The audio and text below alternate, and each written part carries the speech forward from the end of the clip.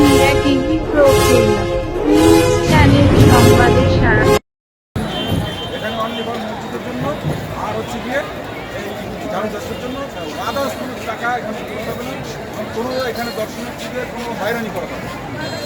এখানে যারা আসবে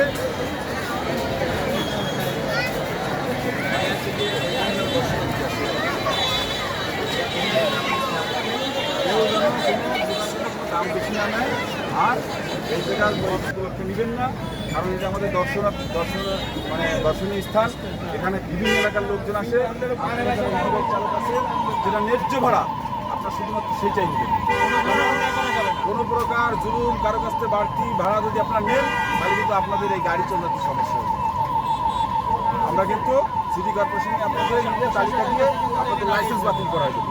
কোনো প্রকারের জুলুম করবো না যাত্রী, ঠিক আছে? কথা বুঝছেন?